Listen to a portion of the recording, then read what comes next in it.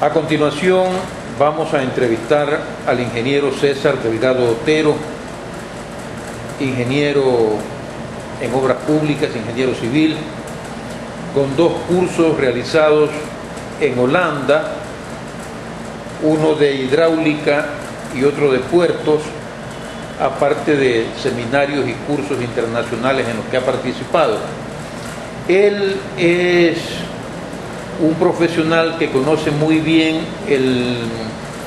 la administración, el manejo de la Autoridad Portuaria de Manta, por haber sido uno de los miembros del directorio fundador de esta entidad en el año 1976. Y luego fue miembro del directorio también entre los años 2009 y 2010, siendo presidenta de la institución la señora Lucía Fernández de Llena. Aparte de eso, el ingeniero César Delgado es un estudioso de estos temas y por lo tanto es muy versado y puede darnos una opinión para esclarecer el debate que se ha presentado en estas últimas semanas en la provincia de Manabí en torno al nuevo proyecto de delegación o de concesión del puerto de Manta. Así que lo saludamos, ingeniero César Delgado, le damos la bienvenida y comenzamos preguntándole, ¿cuáles cree usted que son las razones por las que se ha provocado este debate? Bueno, el tema puede ser tratado desde la parte política y la técnica. Yo, en mi caso, como técnico, voy a escoger la última. Para que un puerto se pueda desarrollar, tiene que cumplir 4 condiciones. La primera, que sea necesario. La segunda, que exista volumen de exportación e importación. La tercera, que se justifique económicamente. Y la cuarta, que existan vías de comunicación. En la primera parte, que sea necesario, el puerto de Manta siempre ha sido necesario. Han llegado desde la época de la colonia los barcos aquí. Me acuerdo cuando yo era pequeño, habían agencias navieras, 12 agencias navieras nacionales, 12 agencias navieras internacionales, porque eran necesarias. Ahora, la segunda parte es el volumen de carga. Cuando Manta tenía los productos de exportación como tagua, como cacao, como café, higuerilla, palo de balsa, sobre de toquilla, etc., los buques venían a Manta sin que no existían rompeolas, no existían muelles, no existían grúas, no existían autoridad portuaria. Entonces los barcos venían era porque existía la carga.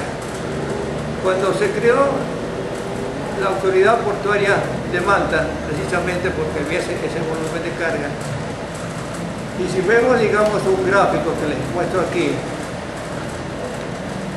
ustedes verán que en el año de 1966 se exportaba y importaba más o menos un volumen cerca de 70.000 toneladas. Pero precisamente cuando se creó eso, yo me tocó también asesorar al directorio, se crearon tasas más bajas que las de Guayaquil y nosotros tuvimos un aumento de 10 años hasta más o menos 460.000 toneladas entre importación y exportación. Lamentablemente, en esa época, conociendo, digamos, ese volumen de carga tan grande, se creó la Ley General de Puertos, en la que ya igualó las tasas portuarias de Manta y Guayaquil, con lo que, digamos, ya la ventaja que tenía Manta perdió. Y llegó, digamos, en 10 años más a un punto bajo en la que ya no se cumplía con la tercera condición de que se justificaba económicamente. Entonces la autoridad portuaria lo que hizo fue contratar a un consultor chileno y la respuesta dijo: la única solución que tiene Manta es la de convertirse en puerto de transferencia, porque Manta no tiene carga propia. Entonces, el problema del puerto de Manta no es otra cosa que no existe carga propia. Después, digamos, cuando ya vino el arquitecto Sixto Durán, nuevamente tuvieron cierta libertad los puertos para poner sus tasas portuarias y el puerto de Manta se vio favorecido por el ingreso de importación de granos y también por la importación de vehículos. Pero esa carga no significa negocio mayor para Portuaria, porque la actividad que debe hacer Portuaria es el manejo de los contenedores, en que saca el contenedor del barco, lo pone en el muelle, y del muelle lo pasa al patio, cobra el valor durante los días que esté la carga en el patio y después saca la carga del patio al exterior. En cambio, en el caso de los granos, salen del buque directamente al camión, y en el caso de los carros también salen por sus propios medios. Entonces ese no es el negocio es contenedores. Pero como nosotros no tenemos carga propia, entonces la única manera es de traer la carga hacia Manta para poder transferirla así a los diferentes puntos dentro del país y también fuera del país. Entonces lo que tenemos, la solución actual es la de tener los muelles en aguas profundas de tal manera que puedan venir los buques post-Panamá que van a tener 12, 14 metros y también los buques que vengan del Asia que van a tener 14, 16 metros. Entonces esa es la solución, porque la otra, la de tener carga propia, sería a largo plazo, para lo cual necesitaríamos, digamos, el incremento de la producción de industria, de agroindustria, etc.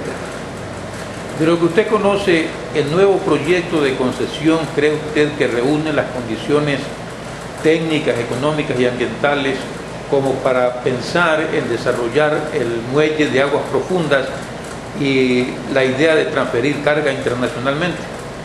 Bueno, no es posible, digamos, conocer cuáles van a ser las condiciones, porque cada oferente las de proponer. Lo único que sí sé, lo que me han informado y que es muy importante, es que el gobierno con sus propios recursos construiría el muelle de aguas profundas. Entonces, lo importante actualmente es que con concesión o sin concesión, que el gobierno construya los muelles de aguas profundas, porque no es indispensable el operador portuario. El operador portuario no trae carga. Y ese fue el error también que cometieron la vez pasada. Creen que como trajeron la empresa más importante del mundo en manejo de carga, iba al puerto de Manta a desarrollarse. Y eso no es así. Los que traen la carga son las líneas navieras. Y mientras nosotros no tengamos líneas navieras y no tengamos carga de transferencia, el puerto de Manta no puede desarrollarse. En la manera como está administrándose actualmente la autoridad portuaria, ¿usted cree que ha tenido que ver en la caída drástica del movimiento de cargas, especialmente de contenedores, por este puerto, o hay otras razones que nosotros desconocemos? Pero yo le expliqué anteriormente que cuando no había autoridad portuaria, no había muelles, no había rompeolas, no había grúas, no teníamos barcos. ¿Por qué? Porque tenía carga propia. Digamos, las autoridades portuarias no son las que determinan el volumen de carga. Por ejemplo, ponemos el caso de Puerto Bolívar. Puerto Bolívar tiene carga propia y ellos manejan el volumen de exportación del banano, pero la autoridad portuaria no es el que fija que va a aumentar o disminuir, eso depende, digamos, del productor, del comprador. Entonces, la autoridad portuaria siempre sirve para hacer regulaciones, pero no para determinar si va a aumentar o a incrementar el volumen de carga. Aquí, digamos, hay como ustedes ven aquí, una variación. Por ejemplo, de repente aquí sale en exportaciones que se incrementan, pero eso porque las industrias que producen aceite tienen volumen de exportación. Pero cuando ellos tienen, cuando tienen exceso de aceite, pero cuando no tienen aceite, entonces, por ejemplo, ya se reduce. Entonces, no es portuaria el que determina si va a haber más o menos.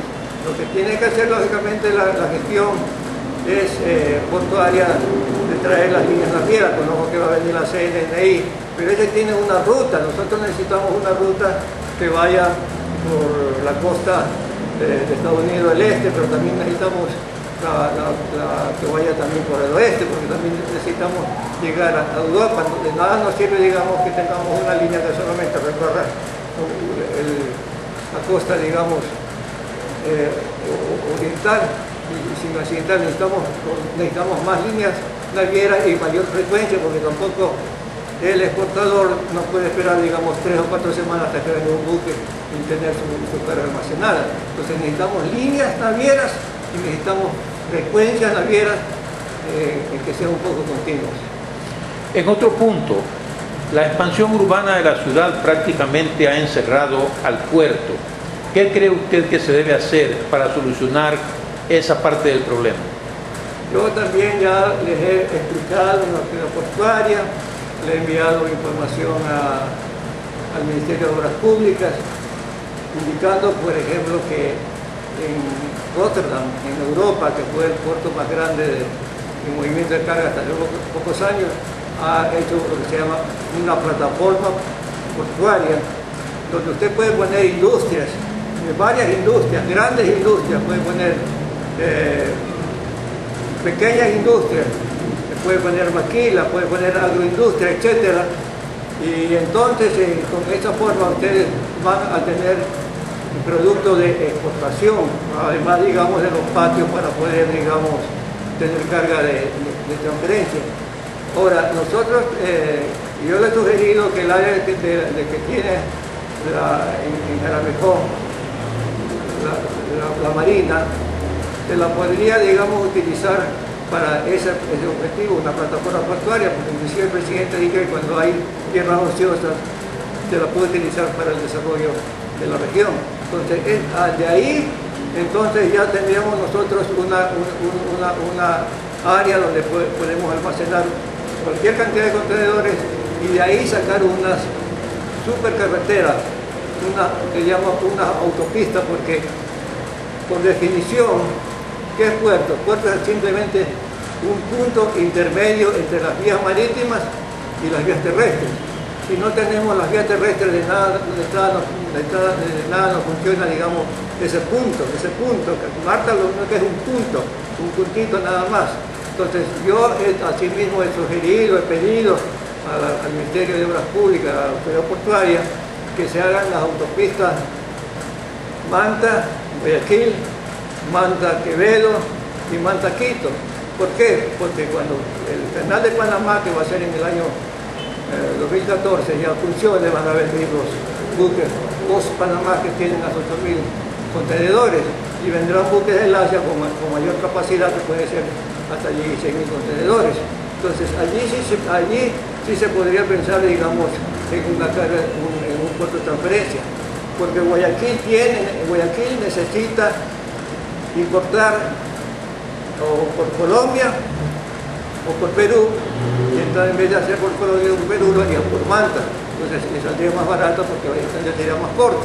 Lo mismo tendríamos nosotros que un buque de estos puertos que no llega a Manta no va a llegar a otros puertos más, entonces ya los importadores y exportadores de Quito utilizarían el puerto de Manta, y lo mismo en la parte central, acá por los ríos tendríamos gran volumen de exportación de banano.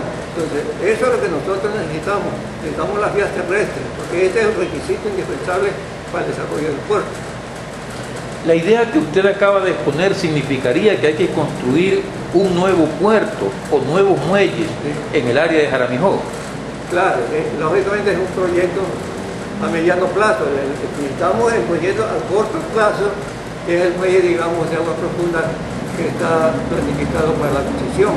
Entonces ese tiene que hacerse inmediatamente. En 2 años podemos tener nosotros el muelle de aguas profundas para que se haga la carga ya que necesitamos para hacer la transferencia. Y ahí está el problema, cómo solucionar la situación del tránsito interno aquí en la ciudad, cuando el puerto ha quedado encerrado por el crecimiento urbano. ¿Cómo hacer para movilizar las mulas transportadoras, los camiones que entran y salen con la carga. Eso es lo que hay que, por eso yo llevo ya años, digamos, no es nuevo lo que yo propongo. Yo desde hace tiempo le estoy diciendo esto, lo de aquí tenés una cosa sería provisional, pero ya en definitiva tendría que hacerse, digamos, fuera del centro de Manta. Entonces, esa es una cosa que lamentablemente pues uno los expone, pero como los políticos no entienden mucho de esto, a ellos no les interesa, ellos están hablando que si hay más o menos contenedores, y ese no es el problema es que Manta no tiene carga propia, ese es todo el problema. Entonces, si no tiene carga propia, solución, incrementar el volumen de carga, que demorará muchísimos años hasta desarrollar la agroindustria, por ejemplo, o ya me imagino. Y la otra es, en 2 años poder tener un puerto de transferencia. Ingeniero, se está hablando de transferir carga. ¿A qué países transferiría carga el puerto de Manta? Bueno, si nosotros estamos aquí, por ejemplo, el proyecto de Manta-Manaus, por la hidrovía, digamos, eso todavía hasta ahora yo lo considero como mi ilusión. No hay ningún proyecto técnico que nos garantice, digamos, que haya una cantidad con un volumen de agua y una altura de agua para que puedan transportar carga las embarcaciones a los 365 días del año. Esto es un proyecto sumamente costoso, grande, y necesita en lugar de una investigación, siquiera unos 10 años, para poder determinar cómo se puede canalizar las aguas para mantenerlas, digamos, a una profundidad para que cualquier día del año puedan transportar. Esto necesita canales especiales, necesita esclusas para mantener las aguas. Yo he visto el río Rin en Europa, cuando estudié yo en Holanda, entonces yo sé, digamos, lo que es el costo que tiene uno de esos. Entonces, pero para esto necesito unos grandes volúmenes de carga para justificar, porque tampoco no se puede transportar 10 contenedores en una barcaza, cuando usted puede transportar 1000, porque si transporta 1000 y transporta 10, el costo va a ser 100 veces mayor. Porque una de las características que se requieren en los puertos es precisamente que se justifique económicamente. Usted no va a justificar económicamente con 1200 contenedores al año, eso es absurdo, porque eso tendría que ser un solo viaje, tendría que de estos buques le van a venir tal vez 4.000 o 5.000 contenedores. Entonces, si no tiene usted una hidrovía que pueda, digamos, tener un calado suficiente para que los barcos transporten carga en gran volumen durante los 365 días, entonces eso no funciona. Hablando del calado del puerto de Manta, ¿cuál cree usted que tiene que ser la profundidad del muelle principal para poder hacer la transferencia de carga cuando vengan esos buques como los post-Panamá que usted ha mencionado? Tiene que tener por lo menos 16 metros, 14 metros para los buques que vienen del canal de Panamá y 16 metros para los que vienen del Asia. Ellos como no van a pasar por el canal de Panamá, van a tener buques más grandes, porque mientras más grande sea el buque, menor va a ser el costo de los kilos de transporte. ¿Algún otro punto sobre esta problemática portuaria que yo no le haya preguntado y que usted quisiera exponer? Sí, que alguna vez escuché, digamos, el criterio técnico. La vez pasada, cuando hubo la concesión, yo puse mi criterio técnico, que inclusive estuvo publicada en una revista La Gente de Manaví, en la que decía que era un engaño. Y eso era, lógicamente, el objetivo, digamos, de los inversionistas es de que se vayan haciendo las etapas de acuerdo al volumen de carga movilizada. Pero nosotros no tenemos cómo incrementar el volumen de carga en contenedores, no tenemos de dónde. Entonces ellos sabían, estoy seguro, de que no iban a poder, digamos, hacer nuevas etapas porque ellos ponían la condición. No sé cómo van a hacer ahora, también hacen, yo hago tal obra, si yo tengo, póngase 300.000 contenedores, pero como no hay los 300.000 contenedores, simplemente no hago la nueva etapa. Entonces, ese es el riesgo que se va a tener nuevamente, de que no va a haber, digamos, los suficientes contenedores para poder continuar la siguiente etapa. Finalmente, ¿cómo califica usted la posición que han adoptado algunos líderes gremiales de la ciudad y de la provincia en torno al nuevo proyecto de concesión? Hemos visto por la prensa algunos remitidos donde se hacen críticas acerbas contra la actual administración portuaria y también se le pide al presidente de la República que detenga ese proyecto y que lo haga analizar profundamente por técnicos especializados. ¿Qué dice usted? Nuevamente fue como la etapa anterior, fue política. La parte anterior fue política, entonces ellos no tienen conocimientos técnicos y hablan, digamos, sin esa base. Entonces, le he explicado yo el problema, digamos, las autoridades portuarias no son los que van a crear la carga lo crean los productores o los empresarios, y nosotros aquí no tenemos, digamos, esa capacidad como para aumentar el volumen de carga. El volumen de carga aumenta y depende de la demanda y de la oferta. De eso depende, digamos, la carga por la oportunidad que tienen, digamos, en el caso del aceite. Por ejemplo, hay años que tienen aceite para cortar, lo exportan, hay años que no tienen para cortar, lo exportan. Entonces, pero eso no lo puede controlar la portuaria. Entonces, aquí debemos ser muy claros en esta parte, que lo que debemos ahorita nosotros luchar es porque con concesión o sin concesión se construya el muelle de aguas profundas de 16 metros de calado. Muchas gracias al ingeniero César Delgado Otero por concedernos esta entrevista y por compartir con todos nosotros sus conocimientos y sus experiencias en esta materia portuaria.